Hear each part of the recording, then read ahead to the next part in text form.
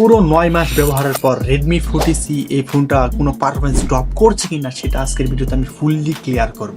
তো 5 মাস আগে আমি এই রেডমি 40C ফোনটার একটা রিভিউ ভিডিও দিয়েছিলাম, যারা আপনারা দেখেন নাই অবশ্যই আই বাটনে আমি দিয়ে রাখবো, সেখানে আপনারা দেখে আসতে পারেন।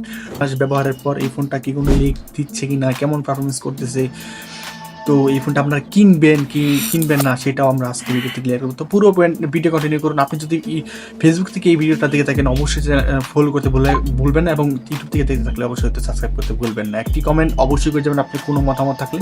তো চলুন শুরু করা যাক। 6128 ভেরিয়েন্টের দাম রয়েছে 13,999 টাকা, এবং এই ফোনটাতে প্রসেসর হিসেবে ব্যবহার করেছে মিডিয়াটেক Helio G81 আলটিমেট, যা হচ্ছে 64 বিট 12 ন্যানোমিটার একটি প্রসেসর। এই ফোনটার প্রসেসর হিসেবে যে পারফরমেন্সের কথা সেটা আমি বেটার পেয়েছি, এবং 9 মাসে এই 10 মাস যাবত ইউজ করার পর যে রেজাল্টটা এখনও তো অব্যাহত রয়েছে, কোনো ল্যাগ ট্যাগ দেয় না। যেমন আমি ফ্রি ফায়ার রান করতেছি পুরো 10 মাস ধরে এই ফোনটাতে, তো আজ পর্যন্ত কোনো আমি ল্যাগ পাই নাই। এর মাঝে অলরেডি আমি একটা আপডেট দিয়ে ফেলেছি, বর্তমানে 9% দিয়ে রান করতেছে, তো খুব ভালোই বেটার আউটপুট এই ফোনটাতে আমি পাচ্ছি। অ্যান্ড দেন হচ্ছে কি ডিসপ্লে রয়েছে IPS 6.88 ইঞ্চি ফুল HD প্লাস একটা ডিসপ্লে, যা হচ্ছে কি 600 নিটস পিক ব্রাইটনেস এবং 120 হার্জ রিফ্রেশ রেট রয়েছে। এখন কথা হচ্ছে কি ব্রাইটনেসের যদি কথা বলেন তাহলে ইনডোরে কোনো সমস্যা হয় না, আউটডোরেও সমস্যা হয় না। তেমন একটু যদি সানলাইট বেশি পড়ে যায় সেই ক্ষেত্রে কিছুটা সমস্যা হয়, তো তেমন আহামরি লেভেল না। এর যে ডিসপ্লেটা মোটামুটি একটু বড় সাইজের, তো এই ডিসপ্লে থেকেও আমি বেটার আউটপুট পাচ্ছি, এখনও কোনো সমস্যা হচ্ছে না। এই ফোনটার যে ক্যামেরা রয়েছে 50 মেগাপিক্সেল, তার সাথে রয়েছে 1.8 আপারচার এবং 2.4 যে ডেপথ সেন্সর রয়েছে এতে।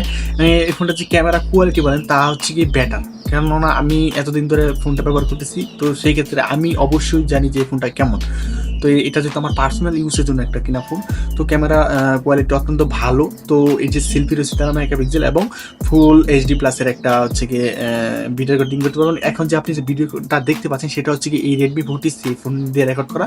তো আপনি এই ভিডিওটা দেখেও কিন্তু আপনি মোটামুটি একটা কেয়ার ধারণা নিতে পারেন যে ক্যামেরাটা আসলে কেমন।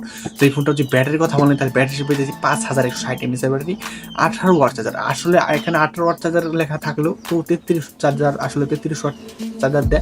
তো চার্জিং আসলে আমি বর্তমানে যে প্রবলেমটা ফেস করতেছি জানেন না, সেটা হচ্ছে কি আগের তুলনায় কিছুটা এখন হচ্ছে গিয়ে চার্জিং সিস্টেমটা হচ্ছে চার্জ হতে একটু সময় নেয়, তো তেমন আহামরি লেভেলের না, ঠিক আছে। তো সেখানটা যদি ব্যাটারি ব্যাকআপের কথা বলেন তাহলে আমি যদি গেম খেলি সেক্ষেত্রে আমার হচ্ছে অনায়াসে 8 ঘন্টা চলে যায়। তো আপনি যে গেম টেম না খেলেন আপনার 2 দিন অনায়াসে চলবে। তো আপনি যে মোটামুটি ইউজ করেন তাহলে সেক্ষেত্রে 1.5 দিনের মতো চলবে। তো ব্যাটারি পারফরমেন্স কিন্তু এখনও ব্যাটার আছে। আমি বলবো যদি আপনার 13,000 টাকার আশেপাশে যে আপনি ফোনগুলোর সাথে বিবেচনা করেন, দেখেন যেহেতু আমি 10 মাস ধরে ইউজ করতেছি এই ফোনটা, তাহলে সেই ক্ষেত্রে আমি আপনাকে রিকমেন্ডেড করবো আপনি এই ফোনটা নেন, একবার হলেও নিয়ে দেখেন যে কেমন আসলে ফিচার, কেমন কি পারফরমেন্স, ঠিক আছে। তো সকলে ভালো থাকবেন, সুস্থ থাকবেন, আল্লাহ হাফিজ।